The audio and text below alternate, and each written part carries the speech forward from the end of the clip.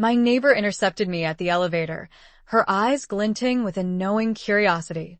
"Do you know who's been visiting your place every Tuesday?" she asked, her voice a conspiratorial whisper. She confessed to installing a hidden camera, her tone suggesting she'd uncovered some scandalous secret. "I couldn't believe my eyes," she added, a hint of dramatic flair in her voice. I can still recall the distinct sound of the elevator doors that fateful morning. A soft, metallic sigh, as if the building itself was weary of keeping secrets hidden within its walls. I was headed to work, balancing my coffee in one hand and my keys in the other, when Mrs. Caldwell, our ever-so-inquisitive neighbor, materialized seemingly out of thin air. She possessed that uncanny ability to know everyone's business, radiating an elegance that somehow made you feel underdressed. Her silver hair was always arranged in a flawless bun, her lipstick a shade too bold for the early hour of 9 a.m. "Good morning, Emily," she greeted me, her smile failing to reach her eyes, a detail that immediately set off alarm bells. "Can I ask you something personal?" I hesitated, sensing this wouldn't be a casual inquiry. "Sure," I replied cautiously. "What's on your mind?" She leaned in slightly, lowering her voice as if sharing a confidence. "Who comes to your apartment every Tuesday afternoon?" For a fleeting moment, I entertained the notion that she was joking. I even let out a small, confused laugh. What? What are you talking about?" "Oh, I'm sure it's nothing," she said quickly, her expression betraying her dismissive words. "It's just that I've noticed someone entering your place while you're away. Every Tuesday. I thought maybe you had a cleaning service or a friend popping in." My fingers instinctively tightened around my coffee cup. "No, no one has a key except my husband and me." She nodded slowly, as if confirming a suspicion she'd already harbored. "Well, maybe you should check things out." "You are busy," I replied, setting the table. That night, I slept without fear. For the first time in weeks, I felt safe and secure in my own home. But I knew that this newfound safety was only temporary, and that it represented merely the first step in a long and arduous journey. The next day, I went to the bank. My hands trembled slightly as I requested access to our joint accounts. The woman behind the counter typed briskly, her nails clattering against the keyboard. "You have 2 checking accounts and 1 savings account. Is there anything specific you'd like to do today?" "Yes," I said. "I'd like to close the joint account and transfer my share into a personal account." She blinked, surprised. "Do you have your husband's authorization?" "No," I said calmly. "And I don't need it. I'm only withdrawing what is legally mine." My voice was steady, unwavering. It was the first time in 23 years that I had spoken without seeking permission. By the time I left the bank, I had a new debit card in my purse and a bank statement with only my name on it. The piece of paper felt heavier and more valuable than gold. When I got home, the apartment felt different, charged with an almost palpable energy, like the air just before a storm. There was an envelope on the counter, with no return address. I opened it with a kitchen knife. Inside was a single sheet of paper. Scrawled across it was a chilling message: "Stop this. You don't know what you're doing." My hands went cold. I glanced around the room, half expecting to see someone watching me, but the apartment was empty, silent. Then, I noticed the paper smelled faintly of perfume. Her perfume, Lauren's. I sat down, gripping the note until the edges dug into my skin. The message wasn't just a warning. It was a challenge. She knew that I was taking action, and she wanted me to stop. That evening, I said nothing to Mark. I cooked dinner as usual, smiled when he made small talk, and laughed at a joke I didn't even hear. I didn't consciously plan what would happen that day, but perhaps it had been building toward this moment all along. By noon, I received a call from Susan. "I filed the initial motion," she said, her voice crisp and professional. "They'll be served next week." "Thank you," I replied, my voice steady and detached. "Emily," she added gently, almost cautiously, "once this starts, there's no turning back." "I don't want to," I said firmly. I hung up and looked around my apartment, the place that had held both my greatest humiliation and my eventual rebirth. Everything was in its place. The hidden cameras were gone. The carefully compiled proof was safely hidden away. I was ready. At 3 p.m., there was a knock at the door. Not polite, not hesitant, but firm and deliberate. I opened it to find Mark standing there, his face pale and his jaw tight with barely controlled anger. Lauren was standing slightly behind him, her eyes red, whether from crying or pretending, I couldn't tell. "Can we come in?" he asked, his voice strained. I stepped aside, allowing them to enter. "Of course," I said with deliberate sarcasm. "It's been a while since Tuesday, after all." He didn't respond. They sat stiffly on the couch, looking smaller and less imposing than I remembered them. Mark cleared his throat nervously. "Susan called me," he said, his voice barely a whisper. "She told me about the petition." "Good," I said, my tone dismissive. "That saves me the trouble." "Emily," Lauren began, her voice wavering slightly. "This is going too far. Divorce, legal action. What are you trying to prove?" "That actions have consequences," I said simply.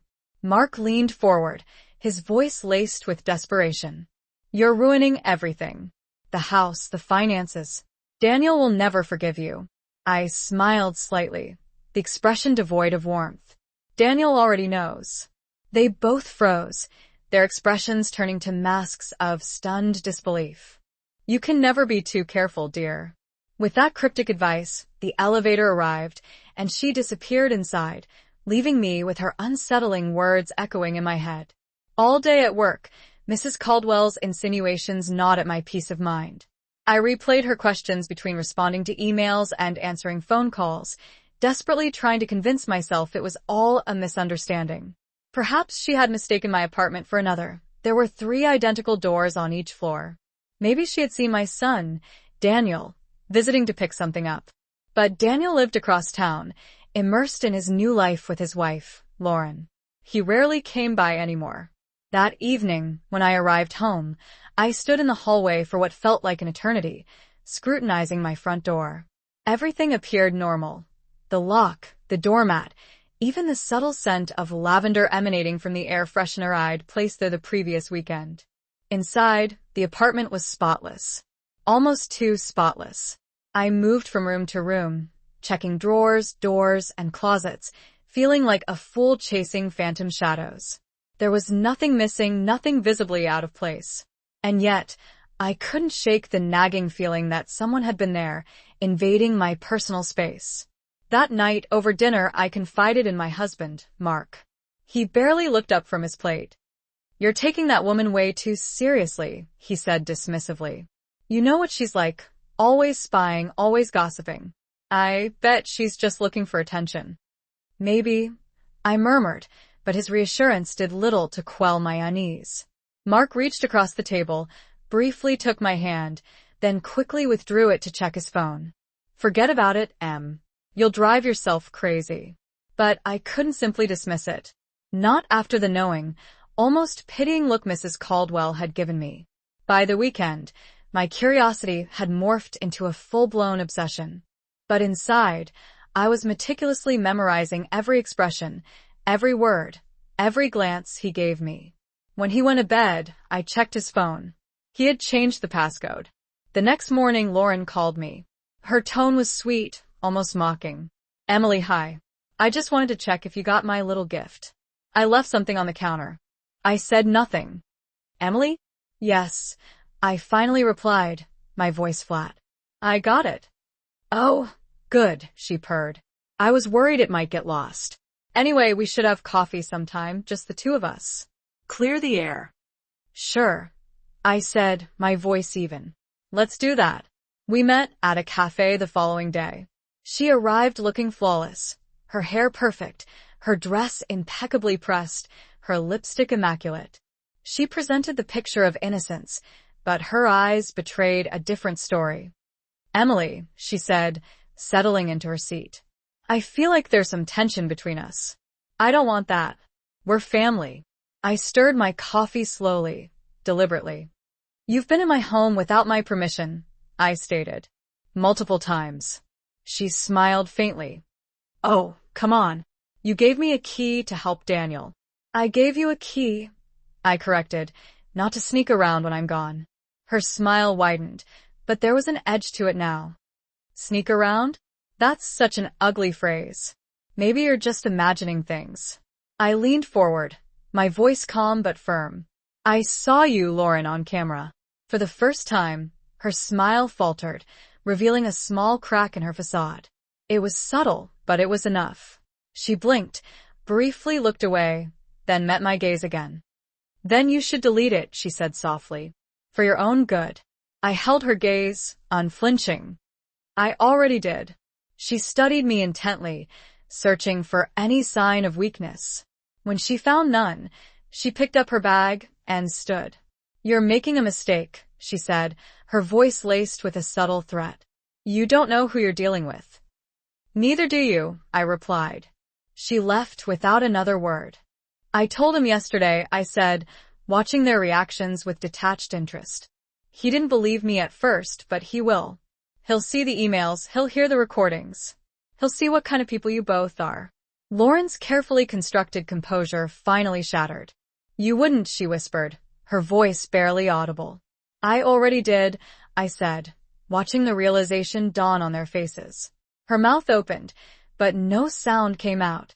She looked at Mark, her eyes pleading, but he was staring at me, his expression no longer one of anger, but of raw, unadulterated fear. What do you want? He asked finally, his voice defeated. The truth, I said simply, meeting his gaze unflinchingly. Say it. Right here, right now. He hesitated, his face hardening with renewed defiance. It's over, Emily. There's no point. Say it, I insisted. Fine, he snapped, his anger finally erupting. Yes, I was with her. It happened. All right? It wasn't supposed to, Lauren interrupted, her voice trembling with emotion. Don't do this, Mark. He turned on her, his expression bitter. Don't do what? Lie again? Pretend this didn't happen? You promised, she pleaded. I promised a lot of things, he said bitterly, his voice laced with regret. None of them worked out. I watched in silence as their carefully constructed facade crumbled before my eyes. There it was, the confession, raw and ugly. The two of them unraveling under the weight of their own lies. Lauren stood up suddenly, pacing back and forth, her movements agitated. You think you've won, don't you? She said, turning to me, her eyes blazing with anger. You think this makes you a better person? You are never enough for him, Emily. That's why he came to me. I didn't flinch. Then why are you shaking? I asked, watching her carefully. She froze, her hand, still clutching her wine glass, visibly trembling. Because you've turned this into a nightmare, she shouted, her voice rising in hysteria. You won't let it go. I found myself spending hours online, researching cheap security cameras, poring over reviews late into the night. Finally, I ordered a small, black device, designed for easy concealment and equipped with motion activation. When it arrived, I set it up near the entryway, carefully angled towards the front door. I told myself it was merely for peace of mind, nothing more. Tuesday arrived with unnerving speed. I went to work as usual, attempting to focus, pretending I didn't care. But by the time I started my commute home, my pulse was racing. I poured a glass of wine, sat on the couch, and opened the camera app. The timeline displayed a motion alert. 1:13 p.m. My throat went dry. I pressed play. The front door swung open. Someone stepped inside slowly, confidently. I froze, my breath catching in my throat. The figure moved further into the light, and for a moment, I couldn't breathe. It was Lauren, my son's wife. Her long blonde hair was pulled back, and she clutched a small tote bag. She glanced around as if checking to make sure she was alone, then walked directly towards the bedroom. I watched, paralyzed, as she opened my dresser drawer. She wasn't stealing anything. Instead, she was placing something inside, a small envelope. Then she picked up a bottle of perfume, sprayed it once into the air, smiled faintly, and left. The video ended, but I remained motionless. The sound of my own breathing filled the silence. My hands were shaking so violently that I nearly dropped my phone. Why would Lauren come here? And why on Tuesdays? My first instinct was to confront her immediately, but something stopped me. A strange, primal fear. Instead, I replayed the video again and again, trying to decipher her motives. Her expression wasn't one of guilt or apprehension. It was calm, deliberate, as if she were simply following a routine. That night, I barely slept. That night, I found Mark waiting for me in the living room. The lights were dimmed, and his face was unreadable in the shadows. "Lauren called me," he said, his voice low and controlled. "What the hell are you doing?" "Protecting myself," I replied quietly. He stood, his voice rising. "From what? From your own imagination?" "From the truth," I countered. He stepped closer, his jaw tight with anger. "You're losing it, Emily. You need help." I almost laughed. "You mean help forgetting? Help pretending that you haven't been lying to me?" His eyes hardened. "You're making a mess you can't clean up." "Then stop me," I challenged. For a fleeting moment, I thought he might actually strike me. But instead, he turned abruptly, grabbed his coat, and slammed the door behind him, leaving me alone in the sudden silence. When the echoes of his departure faded, I sank to the floor and wept, not because I was weak or defeated, but because I knew what was coming next. They would regroup, they would plan, and they would come back stronger. But I was ready. The next morning, I called Susan again. "I need a consultation," I said, "about property separation." "Are you sure?" she asked, her voice laced with concern. "Completely," I affirmed. That weekend, I drove to the coast alone. I rented a small cottage, took my laptop, my notes, and all my evidence. I spent 2 days in total solitude, walking the shoreline, letting the sound of the waves wash over me, meticulously organizing everything I had collected. It was the first sense of clarity I'd felt in months. By the time I drove back home, my plan had solidified. No more wavering, no more fear holding me back. They had been playing their manipulative games under the cover of darkness. Now, I would expose everything to the harsh light of day. 3 days after Mark's dramatic exit, he returned, composed and overly polite, bearing a bouquet of white lilies. "You're obsessed." "Maybe," I said softly, my voice a stark contrast to her outburst. "But at least I don't need to lie to breathe." Mark slammed his hand against the table, the force of the blow making us both jump. "Stop it, both of you," he shouted, his voice cracking with emotion. "You've turned this into hell." I looked at him, my expression as calm as ice. No, Mark. "You did that years ago." I just turned on the lights. He stared at me, his eyes wild and desperate, like a man suddenly realizing that he was already trapped. "You think anyone will believe you?" he asked, his voice laced with incredulity. "They don't have to," I said simply. "The evidence speaks for itself." Lauren's voice dropped to a bare whisper. "You'll regret this, Emily. You don't know how cruel I can be." "Oh, I do," I said, meeting her gaze unflinchingly. "I've watched you practice." She went silent, her eyes narrowed, her face contorted with hatred. Mark rubbed his face wearily, his voice low and exhausted.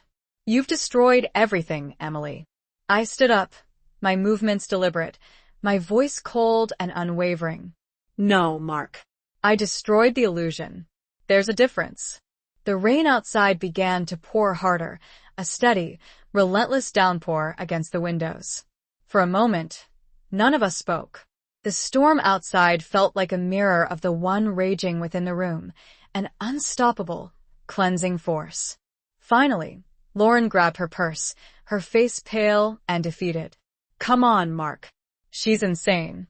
He didn't move, his eyes remaining fixed on me, a strange mixture of anger, regret, and perhaps even a hint of admiration in his gaze. "You planned all of this?" he asked, the question hanging heavy in the air. "Yes," I said simply. "And that's why it worked." He stood slowly, his shoulders sagging with defeat. "You'll be alone, Emily. You'll end up with nothing." I looked him directly in the eye, my voice clear and unwavering. "Nothing is infinitely better than living in your lie." Every sound in the apartment seemed amplified and sinister, the hum of the refrigerator, the ticking of the clock. I lay beside Mark, who was already fast asleep, his phone casting a faint glow on the nightstand. My thoughts spiraled out of control. What if he knew? What if they were both in on it? By morning, I had almost convinced myself that there had to be an explanation, a simple misunderstanding, a logical reason for her actions. Maybe she was leaving a note for Daniel. Maybe she mistakenly thought it was his place. But when I checked the drawer where she had placed the envelope, my heart lurched in my chest. It was gone. Completely gone. I sat on the edge of the bed, staring at my hands, the air around me feeling heavy and suffocating. It suddenly dawned on me that someone had returned after she had left, someone who knew I would be looking. Later that day, as I passed Mrs. Caldwell in the hallway, she offered me a bright, almost unnerving smile. "Everything all right, dear?" she asked sweetly. "Yes," I managed, forcing a smile in return. "Everything's fine." She tilted her head slightly, her eyes as sharp and penetrating as glass. Good. "I'm glad you're keeping an eye on things." As the elevator doors closed behind her, I felt it, the first real stab of fear. Not the fear of what I had already witnessed, but the chilling premonition of what I had yet to uncover. The next morning, the world seemed colder and more distant. The sunlight filtering through the curtains was pale and weak, as if it too was hesitant to touch me. I sat at the kitchen table, staring blankly into my untouched coffee. The video from the previous day played on repeat in my mind. Lauren's calm face, her deliberate movements, the soft click of the drawer, the disappearance of the envelope. Each frame was seared into my memory. Mark emerged from the bedroom half-dressed, humming to himself. He glanced at me, offered an absent smile, and said, "You're up early." He placed them in a vase without acknowledging the tension between us, without even mentioning the argument, as if the atmosphere hadn't been thick with poison. "I thought we could talk," he said, his tone carefully measured and neutral. "About everything." "All right," I replied, gesturing for him to sit down. He did, his movements slow and hesitant, like approaching an animal you once knew but now feared might bite. He began tentatively. "Emily, I know things have been strained between us. I should have been more patient with you." I waited, saying nothing. "You've been under immense pressure, and perhaps Mrs. Caldwell's gossip only exacerbated the situation, but I want us to move forward together." I looked directly at him, at his meticulously rehearsed expression, contrition carefully painted over underlying calculation. Asterisk, "Is that what Lauren told you to say?" The briefest flicker of surprise, followed by irritation, crossed his face. "Lauren doesn't control what I say. But she controls everything else?" I retorted. He leaned forward, lowering his voice as if someone might be listening. "You're turning this into something it isn't." "No," I said quietly, "I'm finally acknowledging it for what it is." He sat back, exhaled heavily, forcing a hollow laugh. "You've always had an overactive imagination. You used to write stories, remember? Maybe you've just..." "Stop," I interrupted him. "You don't get to rewrite the story." For a long, charged moment, neither of us spoke. The lilies between us filled the silence with their heavy, cloying fragrance. Finally, he stood up. "You want space? Fine. But don't cast me as the villain in your twisted fantasy." As he left, I thought to myself, asterisk too late. That evening, Lauren called. Her voice was unnaturally bright. "Emily, I'm so glad Mark talked to you. I think it's time we all had dinner together, like a family. Let's not allow silly misunderstandings to ruin everything." "Dinner sounds nice," I said. When? They left together, slamming the door behind them with such force that the entire frame shook. I stood there for a moment, breathing in the silence that followed. It wasn't exactly peace. It was more like the aftermath of a storm, the air still thick and charged with the electricity of what had been broken and swept away. I poured myself a glass of water and sat down at the table, my hands no longer shaking, my heart no longer racing. I felt empty, but it was a clean, pure emptiness, like the space left behind after you throw out something toxic that had been poisoning you for far too long. Later that evening, Daniel called. His voice was soft and confused. "Mom, I talked to Dad and he admitted it. All of it. I don't know what to say." "Say nothing," I said, my voice gentle. Just live your life differently than he did. There was a long pause. Then he said quietly, I'm proud of you, Mom. When the call ended, I sat there for a long time, staring out at the rain-streaked window. My own reflection stared back at me, calm, unflinching, almost unfamiliar. For the first time, I truly understood what victory looked like. Not joy, not relief, but simply the absence of fear. The masks were gone. The truth was finally out in the open, and what was left was finally, truly mine. The court hearing came far sooner than anyone had anticipated. Mark had tried to delay it, his lawyer filing motion after motion to stall, to intimidate, but Susan was simply too good. Quiet, sharp, and utterly ruthless, she had meticulously prepared every document, every timestamp, every photograph. I barely had to speak. The evidence spoke volumes for me. When the day arrived, I dressed simply. A black suit, my hair pulled back severely, no jewelry. I wanted to project an image of the truth itself. Calm, unadorned, undeniable. His voice sounded normal, almost too normal. I scrutinized his face, searching for any sign that might betray guilt or fear. But he appeared exactly as he always did. The same man I had shared the past 23 years with. The same man who had once held my hand through miscarriages, mortgages, and my mother's funeral. Did you sleep at all? He asked. Not much. You worry too much, Em. You always have. He kissed the top of my head and left for work. The moment the door clicked shut, I exhaled, a long, shaky breath as if I had been holding it all night. I looked around the apartment. The walls that had once provided comfort and security now felt alien and menacing. Every photo frame, every piece of furniture suddenly seemed like potential evidence in a life I no longer understood. I replayed the video, then rewound it, slowed it down.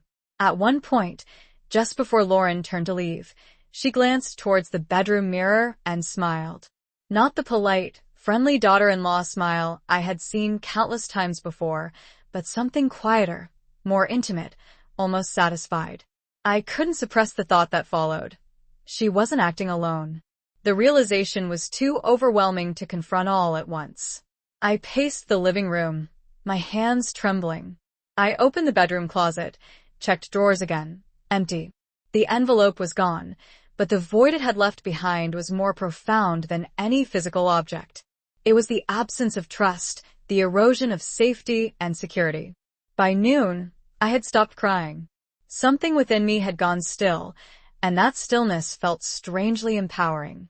The grief had burned away, leaving behind a sense of chilling clarity. I went to the computer and opened a new folder titled Tuesday Files. Inside, I saved the video, renaming it Record 1. Then I copied it to a flash drive and concealed it in the lining of my coat pocket. Tomorrow, our place? Perfect, I said, and hung up. The next day, I arrived precisely on time. Lauren opened the door in a flowing blue dress, barefoot, holding a glass of wine.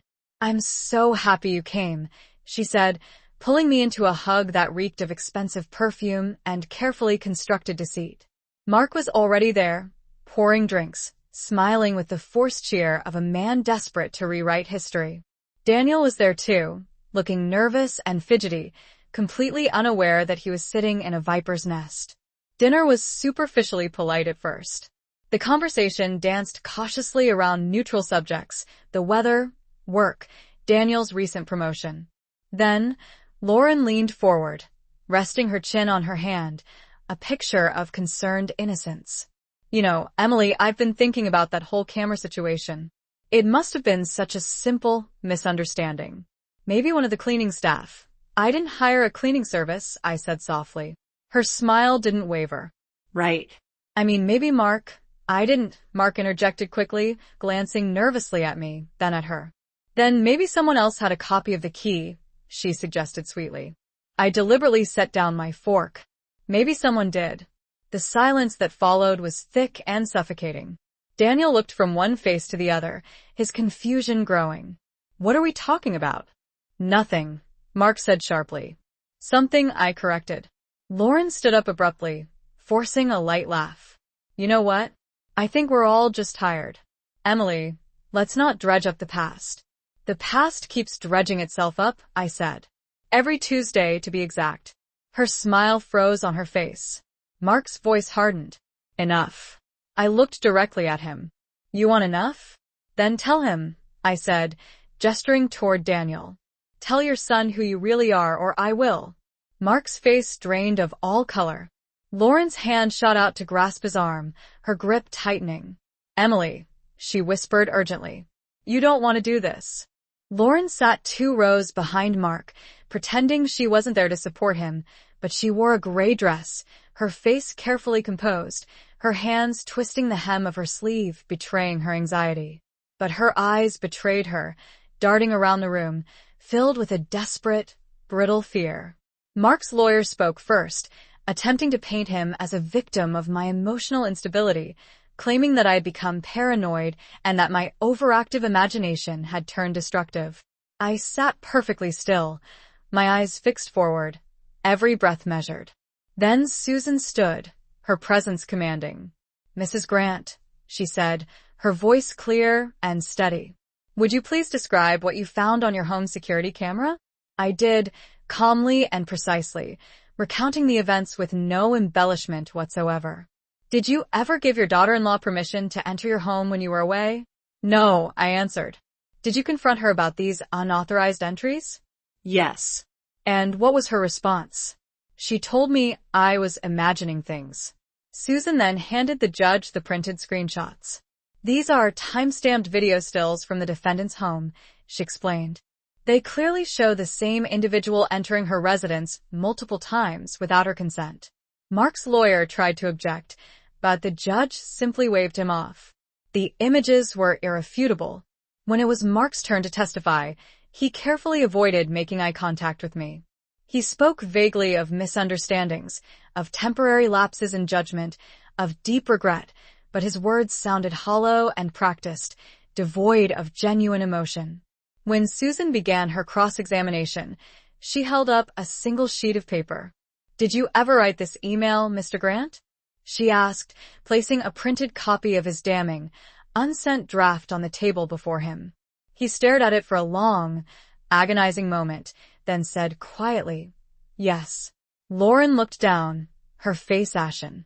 By the time the hearing was over, the court ruled decisively in my favor. For hours, I sat in silence, meticulously compiling lists, people who had access to the apartment, the precise times Mark claimed to be at work, Lauren's class schedule at the university where she worked part-time. I wasn't a trained detective.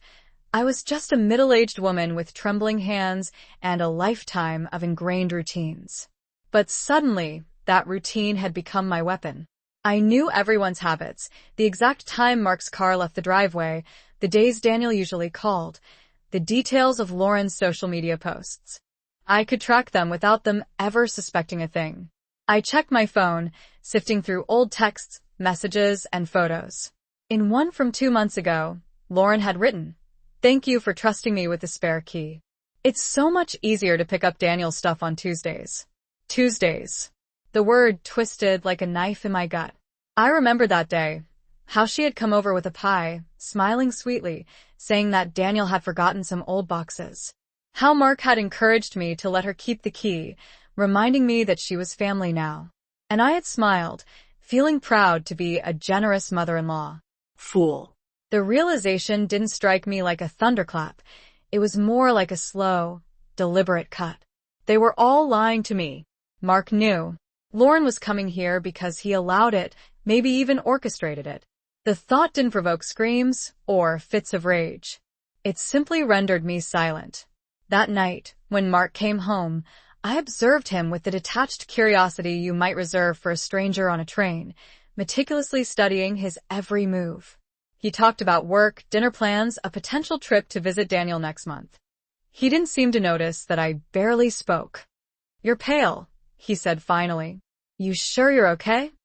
Just tired, I replied. And for the first time in our marriage, the lie didn't taste bitter. It tasted necessary. After he went to bed, I sat alone in the darkened living room. Think of your family. My family? I said, You mean the one you've been systematically dismantling piece by piece? Daniel stood up abruptly, his voice tight with anger. What the hell is going on? Mark turned to him, his tone desperate. It's not what she thinks. She's been under a lot of stress. She's imagining things. You know how she gets?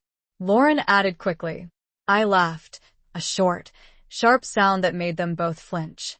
You should have deleted that email, Mark, the one you wrote to her. Astérisque elle. I think we should slow down. Remember? Lauren's hand slipped from his arm. Daniel's eyes widened in disbelief. Dad? Mark's lips moved, but no words came out. I stood up. Enjoy your dinner. I left before they could stop me. My hands were shaking uncontrollably, but I felt strangely calm, like someone who had just conquered the most difficult part of a long and arduous climb. Outside, the night air was cold and crisp, the stars shining brilliantly against the inky sky. I breathed deeply, feeling something akin to power surging through me. Back in my apartment, I poured myself a glass of wine and sat in the dark, allowing the silence to settle around me. I replayed the scene in my mind, analyzing their faces, their expressions of fear. It wasn't a complete victory yet, but it was the first tangible sign of cracks in their carefully constructed facade. Over the next few days, they didn't contact me. Not a single word. The silence was almost peaceful. I used the time to meticulously gather all the remaining evidence, printed copies of emails, text messages, even financial records showing withdrawals from our joint account to a mysterious consultant who turned out to be Lauren's cousin. Every document was carefully placed in a folder labeled for Susan. I was granted full ownership of the apartment, half of all joint assets, and a legal restraining order preventing either Mark or Lauren from contacting me again. Mark's lawyer muttered something about appeals, but even he knew it was a lost cause.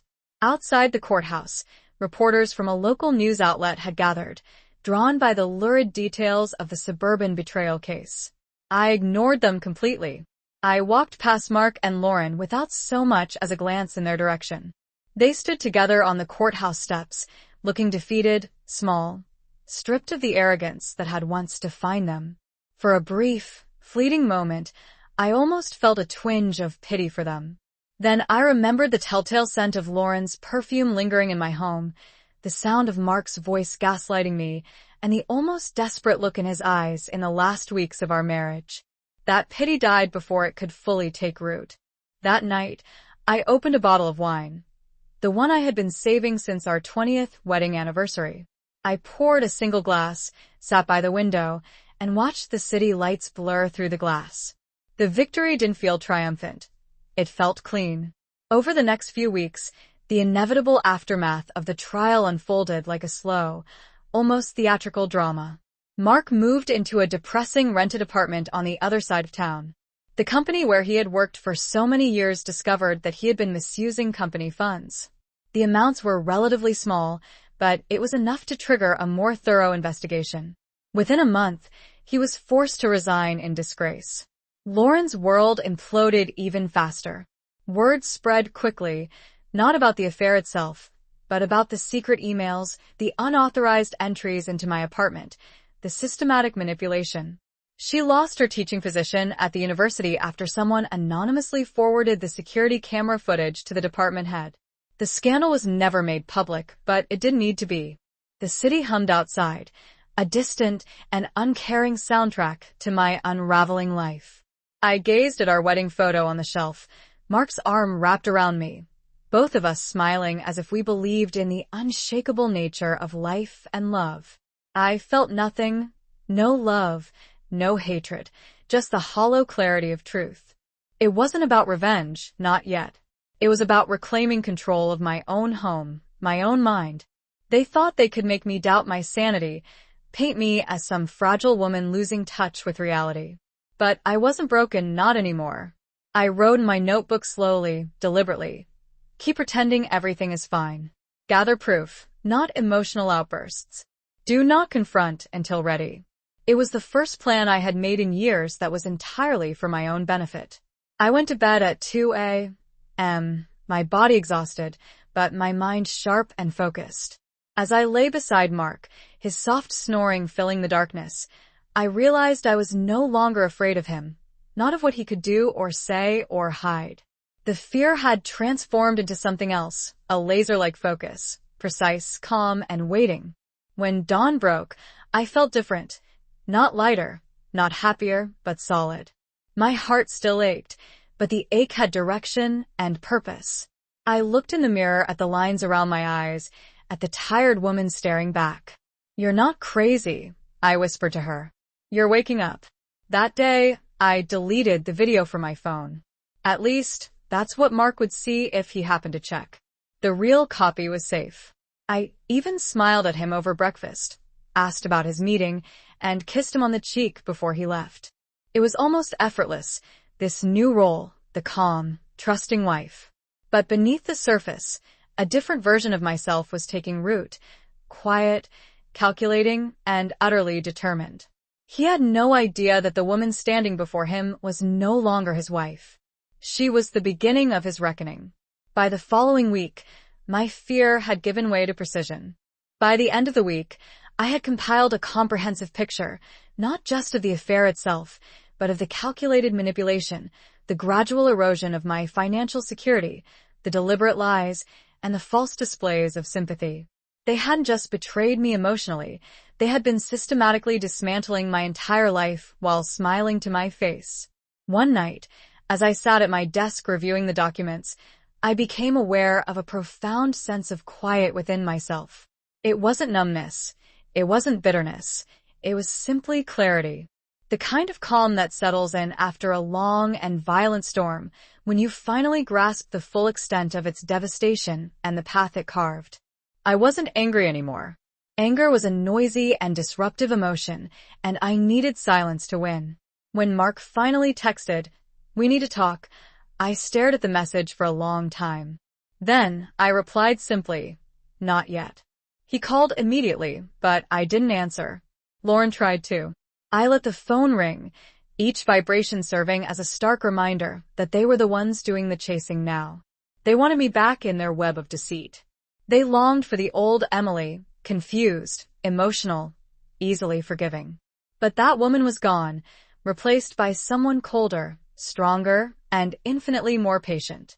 The woman they had so carelessly underestimated was about to become their greatest fear, someone who had absolutely nothing left to lose.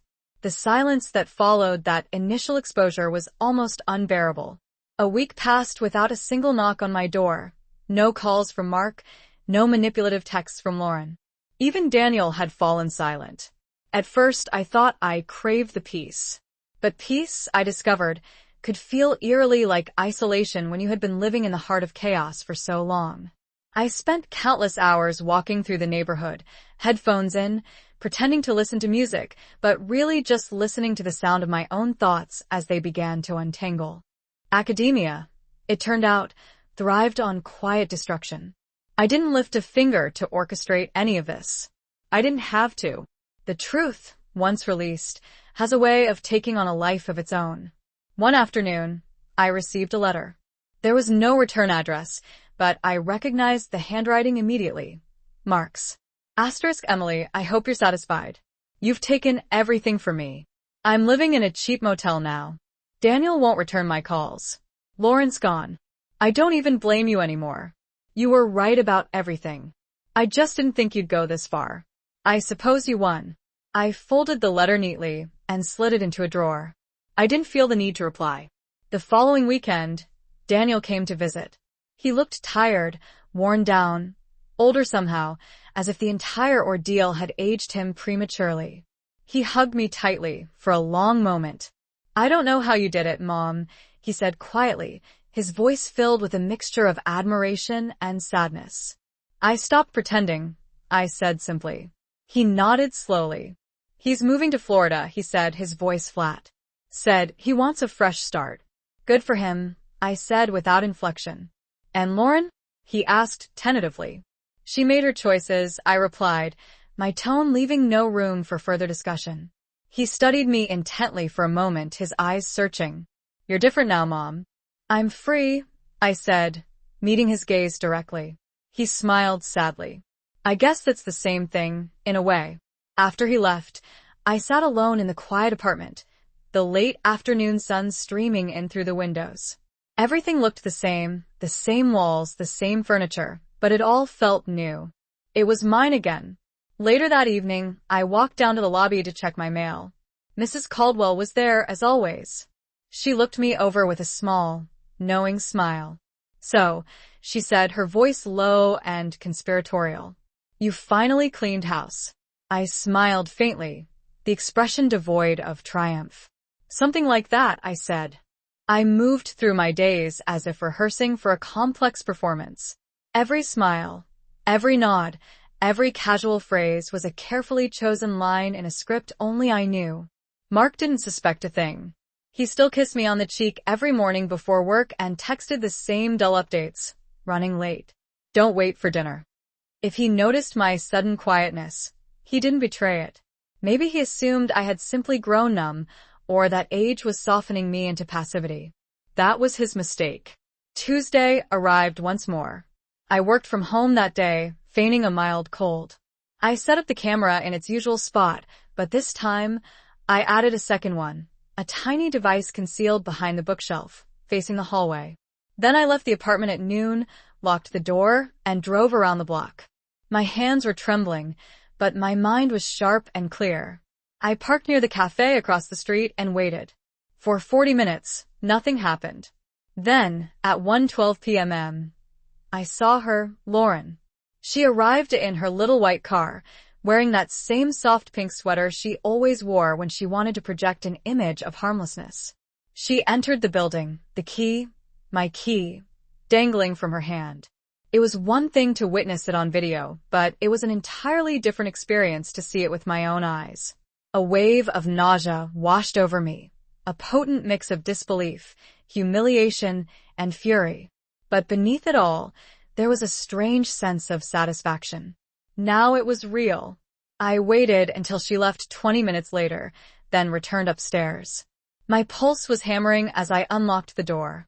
The apartment smelled faintly of her perfume, floral, synthetic, and cloying. I checked the dresser again. Another envelope. This time, I opened it. Inside was an old photo, perhaps from 10 years ago, depicting Mark and Lauren at a family barbecue, standing a little too close, his hand resting on her shoulder. I remembered that day. On one of those walks, I saw her, Mrs. Caldwell, standing by the mailboxes, her sharp eyes scanning the hallway with an intensity that missed nothing. "Emily," she said, with that peculiar blend of warmth and judgment that only elderly women seem to possess. "I was beginning to wonder if you'd moved away."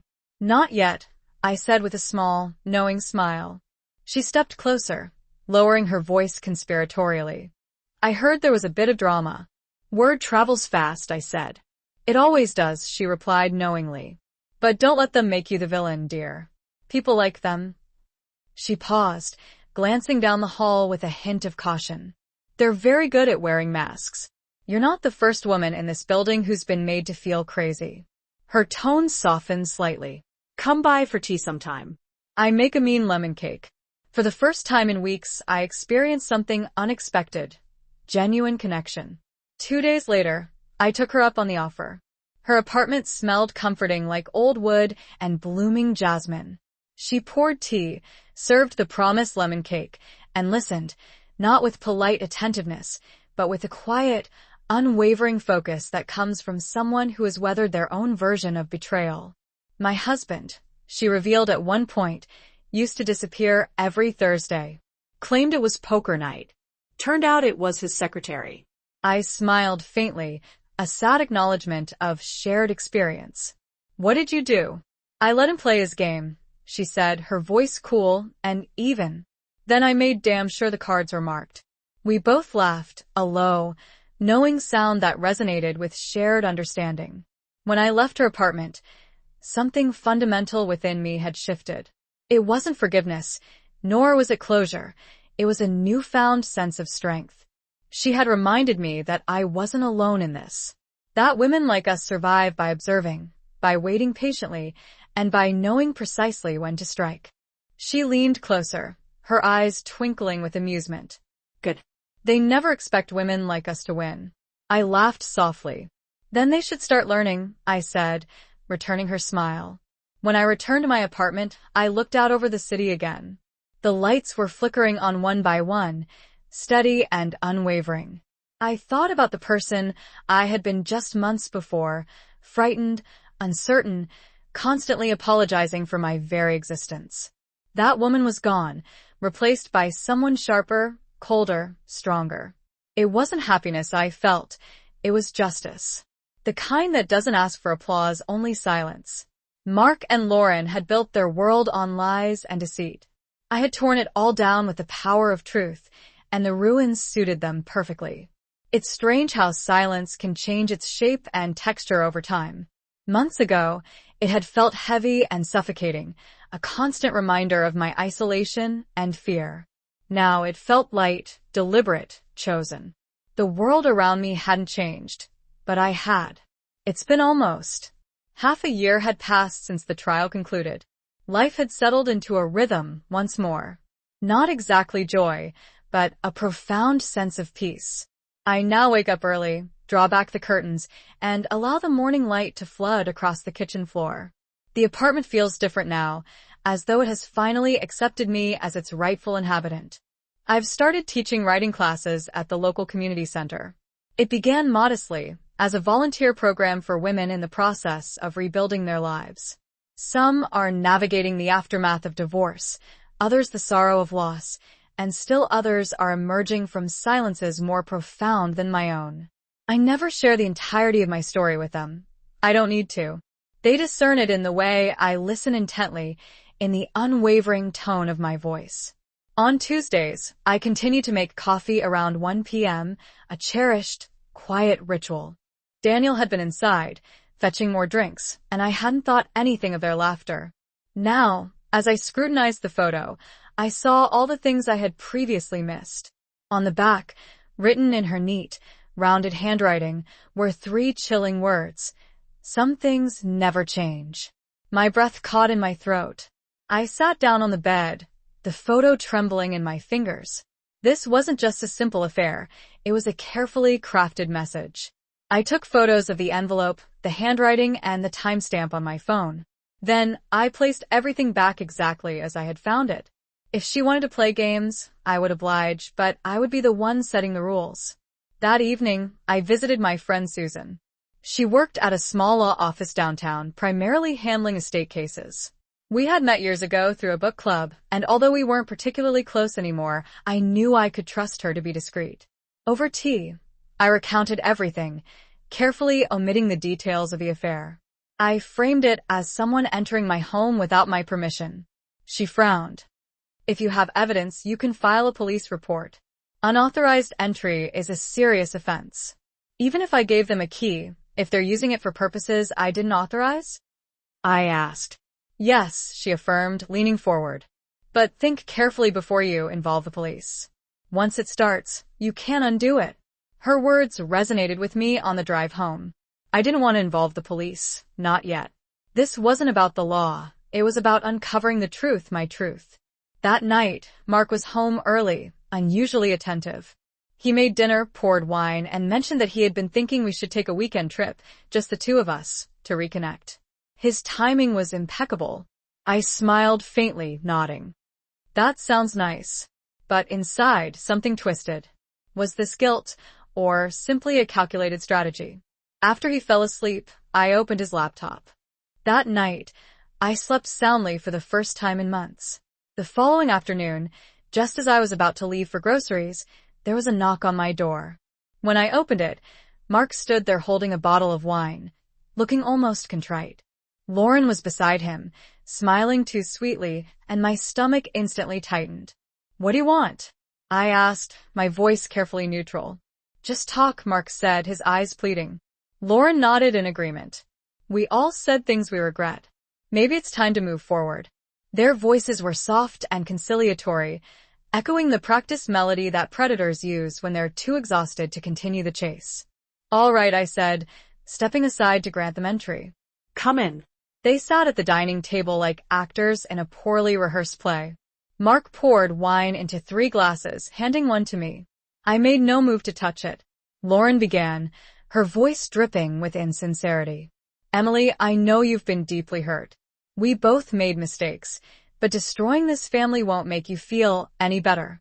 I tilted my head slightly, studying her. Destroying this family?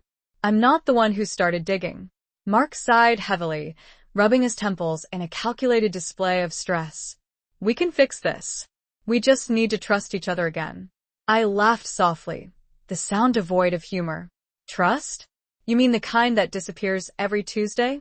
His head snapped up, his eyes flashing with anger. Enough, Emily. Lauren's eyes mirrored his anger for a fleeting second, but she quickly masked it with a practiced smile. Please, Emily, let's be adults about this. You can't keep clinging to resentment. It'll eat you alive. Her words were so perfectly rehearsed that for a brief moment I almost admired the sheer effort she put into her performance. Resentment?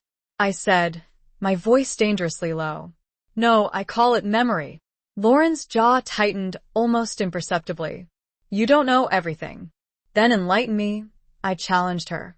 Occasionally, I catch myself instinctively glancing towards the door, a lingering habit, but no one arrives anymore. The locks have been changed, the ghosts laid to rest. Tuesday has simply become another day. Daniel visits more frequently these days. He shares photos of his new apartment, anecdotes about his colleagues, and sometimes we simply share silence. We sit together comfortably, without any need to fill the void. The wound that once separated us has transformed into a scar, visible yet healed. He rarely speaks of his father. The last I heard, Mark had sold the remnants of his car and relocated to Florida, to a small coastal town. He sends the occasional email, polite and detached. I read them, then archived them without responding. I no longer harbor hatred for him. Hate demands energy, and I've already given him more than enough of mine. Lauren, I understand, is still in town. She was working part-time at a real estate office. Though perhaps she no longer does. Rumors tend to blur with the passage of time. Once, I spotted her from across the street. She appeared thinner, aged. Her posture had shifted, her shoulders drawn inward as though perpetually bracing for impact. Our eyes met briefly. She froze momentarily, then averted her gaze. I didn't. I simply watched her walk past, hurried and tense, and felt nothing at all. Neither triumph nor pity, just a quiet acknowledgement. Some debts, it seems, repay themselves. Mrs. Caldwell still greets me in the hallway, though her steps have become slower. We exchange pleasantries. The weather, the neighbors, the endless repairs this building seems perpetually in need of. Sometimes, she offers me that knowing smile, the kind that suggests she remembers everything but feels no need to voice it aloud. Life has grown smaller, simpler. I tend to plants on the windowsill. I read before going to bed. I take walks by the lake on weekends. He was habitually careless, using the same password for everything. I accessed his email and scrolled through months of messages. Most were work-related, but then I spotted one labeled private. My heart pounded as I clicked. It was a draft, unsent. I think we should slow down. She's starting to notice things. Last Tuesday was too risky. Let me handle it. Lauren. He hadn't actually sent the email, but he had written it. He had thought it. That was enough. For a long moment, I simply sat there, staring at the glowing screen. The man I had shared my life with was reflected in the dark window beside it. My body felt hollow, as if every organ had turned to glass. Then, something within me hardened, a slow and deliberate shift. I copied the draft, emailed it to myself from an anonymous account, and meticulously deleted every trace of it from his computer. The next morning, I woke up earlier than usual. The world outside seemed clearer, sharper. I made coffee, fed the cat, and smiled at Mark when he entered the kitchen. You seem better today, he remarked. I am, I replied. I think I just needed some rest. He kissed me, picked up his briefcase, and left.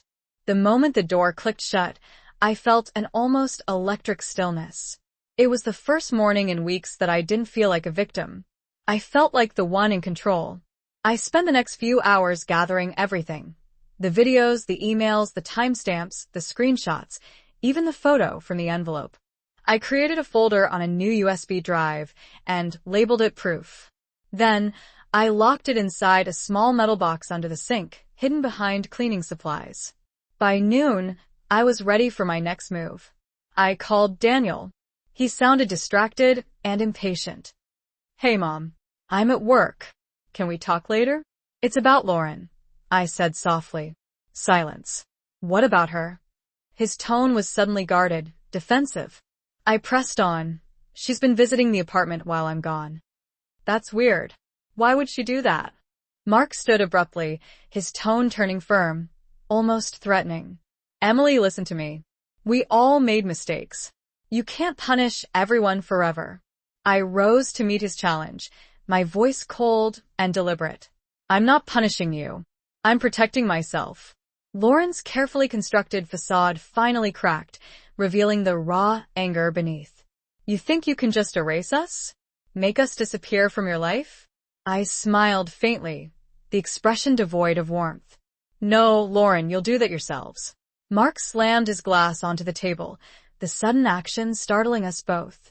The wine splashed across the pristine white lilies in the vase, the same kind he'd brought days earlier. A hollow attempt at reconciliation. Red wine on white petals. It looked almost symbolic. "Maybe," I said, breaking the tense silence. "But at least I'm insane with evidence." Lauren grabbed her bag, her face pale and drawn. "You'll regret this," she hissed, her voice laced with venom. "I already regret knowing you," I replied without hesitation. They left without another word, the sound of the door slamming behind them echoing like a gunshot through the apartment. When the silence returned, I could feel my heartbeat gradually slowing. There was fear, yes, but it was a clean, sharp, bracing fear. It didn't weaken me. It strengthened me. Later that evening, I walked over to Mrs. Caldwell's apartment again. She didn't ask probing questions. She simply handed me a cup of tea and allowed me to sit in comfortable silence. "You look like you've seen ghosts," she observed, her gaze knowing. "I did," I whispered, the words barely audible. "And they were alive." She chuckled softly. "Then it's time to bury them deep." That night, I opened my notebook and began to write again. Not the frantic, obsessive lists of the past, but carefully constructed statements of fact, indisputable dates, actions, conversations. There's a certain peace to be found in ordinariness, something I once thought I'd never desire again. But every so often, I'll catch my reflection in the glass, in the mirror, the shop window, the darkened TV screen, and I barely recognize the woman staring back. The woman staring back isn't afraid or fragile or waiting for someone else to validate her truth. Her eyes are steady, her mouth calm. Freedom, I've come to realize, doesn't resemble celebration. It resembles stillness. One evening, I drove to the outskirts of the city to that familiar overlook above the river, the same spot where Mark and I used to stop during road trips. The place remained largely unchanged, the same wooden railing, the same distant hum of traffic below. I stood there for a while, the wind tugging at my hair, the sky deepening into shades of gold.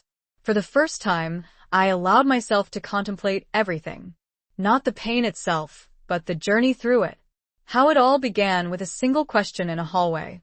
How that question had unraveled an entire life. Asterisk, do you know who comes to your apartment every Tuesday? Asterisk, I smiled at the memory, not with bitterness, but with a strange sense of gratitude. That sentence had incinerated my world. Yes, but it also laid the foundation for the one I now inhabit. The sun dipped below the horizon, painting the river in hues of amber and shadow. I closed my eyes and took a deep breath. The air carried the scent of rain and distant pine. When I opened my eyes again, the sky had transitioned to violet. The city lights flickered on one by one, like tiny constellations, each steady and small. On the drive home, I passed the old cafe where Lauren and I once sat, where she'd smiled and dismissed my concerns as mere imagination. The sign was gone, the windows boarded up. The building had been sold. For a moment, I considered stopping, but I didn't. Some places are better left closed. Back at home, I poured myself tea and sat by the window. His unease was palpable. I almost pitied him. That's what I'd like to know. He sighed. Mom, I'm sure it's nothing. Maybe she wanted to surprise you, help with something. Maybe, I said noncommittally. You should ask her. Then, we hung up, and I sat back, staring at my reflection in the black TV screen. For the first time in weeks, I saw someone else staring back, someone who wasn't frightened or broken, someone who had a plan. I didn't know exactly how it would unfold yet, but I knew this much. They had played their game long enough. Now it was my turn. I began with small, deliberate moves, the kind that no one would notice unless they were paying very close attention. I changed the locks first, quietly, without mentioning it to Mark. The locksmith came while he was at work, and I simply told him it was a security concern, nothing more. When Mark arrived home that evening, he tried his key, frowned when it didn't fit, and looked at me quizzically. Oh, I said lightly. I forgot to tell you. There was a problem with the old lock. The building manager recommended replacing it. I smiled, as if it were the most trivial thing in the world.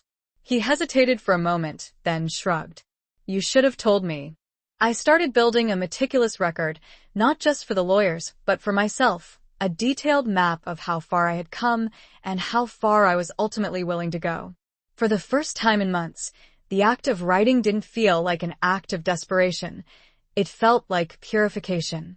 Each word I wrote chipped away at their power over me, returning it to me, bit by bit. By midnight, I closed the notebook and whispered to the empty room. They think I'm scared. The apartment seemed to hum in response, quiet and steady. I'm not scared, I said again, louder this time.